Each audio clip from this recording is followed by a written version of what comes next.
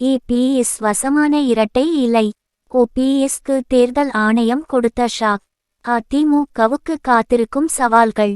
எடப்பாடி பழனிசாமி தலைமையிலான அதிமுகவுக்கு இரட்டை இலை சின்னம் கிடைக்குமா, கிடைக்காதா, அல்லது சின்னம் முடக்கப்படுமா என்ற கேள்விகள் நாடாளுமன்ற தேர்தல் நெருங்கும் நேரத்தில் விஸ்வரூபம் எடுத்தது. இதற்கு காரணம் ஓபிஎஸ், பெங்களூரு புகழேந்தி, ராம்குமார், ஆதித்யன், சூரியமூர்த்தி, கேச்சி பழனிசாமி என்று சுமார் அரை டஜன் பேர் வரிசை கட்டி சென்னை உயர்நீதிமன்றம், டெல்லி உயர்நீதிமன்றம், தலைமை தேர்தலாணையம் என மாறி மாறி எடப்பாடி பழனிசாமி தலைமையிலான அதிமுகவுக்கு இரட்டை இலை சின்னத்தை ஒதுக்கக்கூடாது என்று கடந்த 6 மாதங்களாகவே தொடர்ந்து மனுக்களை தாக்கல் செய்து வந்தனர்.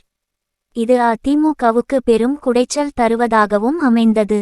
முன்னாள் துணை முதலமைச்சர் ஓ பன்னீர்செல்வம் இன்னும் ஒரு படி மேலே போய், நாடாளுமன்ற தேர்தலில் நாங்கள் இரட்டை இலை சின்னத்தில் போட்டியிடுவது உறுதி, அதை யாராலும் தடுக்க முடியாது. அதிமுகவில் இன்றும் ஒருங்கிணைப்பாளர் பதவி அப்படியேதான் உள்ளது. இது தொடர்பான வழக்கு சென்னை உரிமையியல் நீதிமன்றத்தில் நிலுவையில் இருப்பதால் அதை பரிசீலித்து தேர்தல் ஆணையம் இரட்டை இலையை எங்களுக்கே ஒதுக்கும் என்று தொடர்ந்து கூறி வந்தார்.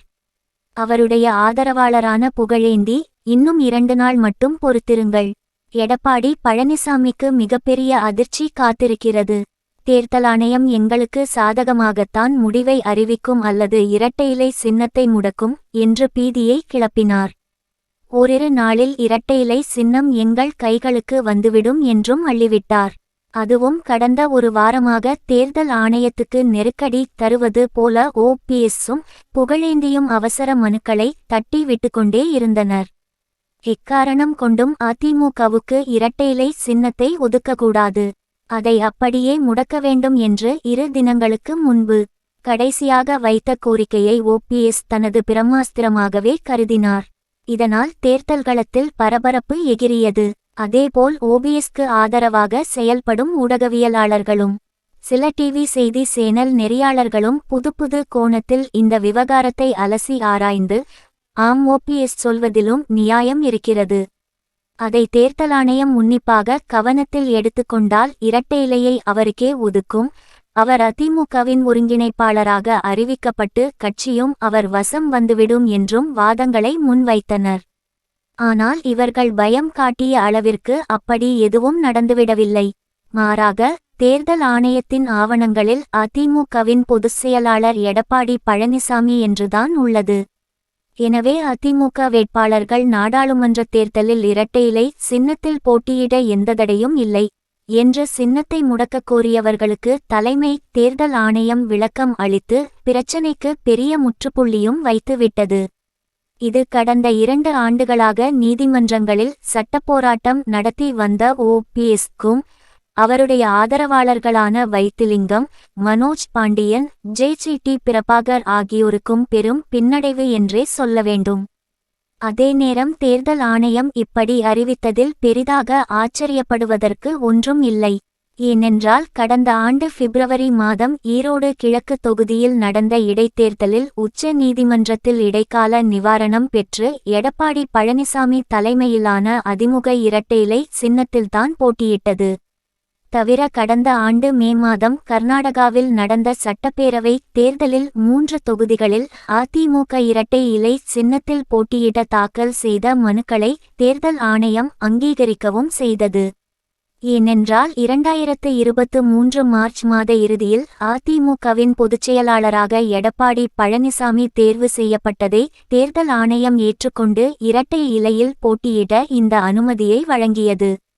மேலும் சென்னை உயர்நீதிமன்றம் 2022 ஜூலை 11ஆம் தேதி நடந்த அதிமுக பொதுக்குழு தீர்மானங்கள் அனைத்தும் செல்லும் என்று தீர்ப்பளித்ததையும், அதிமுக பொதுச்செயலாளராக எடப்பாடி பழனிசாமி தேர்வு செய்யப்பட்டதையும் தலைமை தேர்தல் ஆணையம் தனது இணையதளத்தில் பதிவேற்றம் செய்ய வேண்டும் என்று டெல்லி நீதிமன்றம் உத்தரவு பிறப்பித்த பிறகுதான் அது நடைமுறைக்கே வந்தது.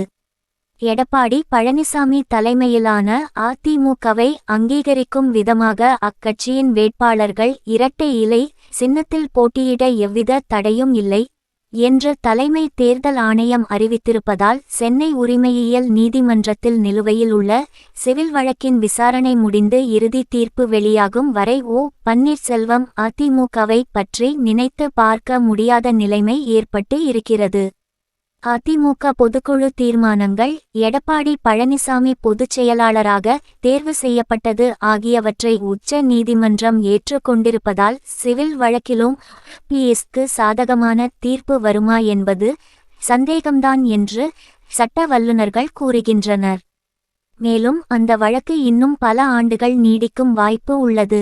அதுவரை ஓபிஎஸ் ஆதரவாளர்கள் அவரை பின்தொடர்வார்களா, அல்லது இனி எடப்பாடி பழனிசாமி தலைமையிலான அதிமுகதான் திமுகவுக்கு எதிரான வலிமையான ஒரே கட்சியாக திகழும் என்று கருதி இப்போதே அவர் பக்கம் சாய்வார்களா என்ற கேள்வியும் எழுந்துள்ளது. இதற்கான வாய்ப்புகளும் அதிகம் என்பதை மறுக்க முடியாது.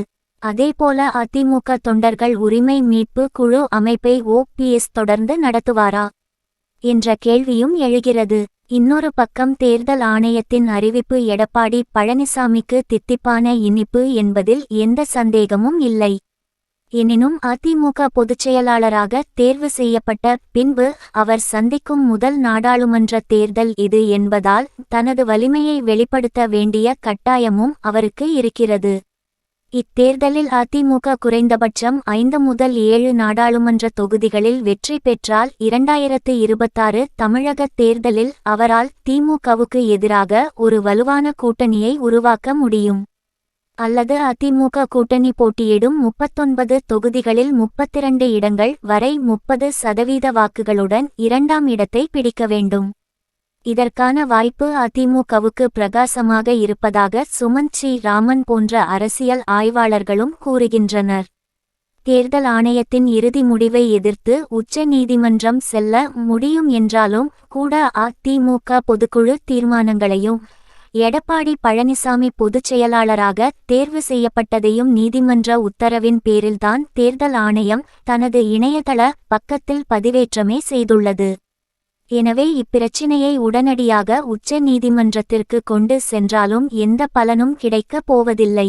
இதனால் ஓபிஎஸ்சும் அவருடைய ஆதரவாளர்களும் எதிர்கால அரசியலுக்காக பாஜக அல்லது டிடிவி தினகரனின் அமமுகவை மட்டுமே முழுமையாக நம்பியிருக்கக்கூடிய நெருக்கடியான நிலைக்கும் தள்ளப்பட்டுள்ளனர் என்பதுதான் யதார்த்தமான உண்மை.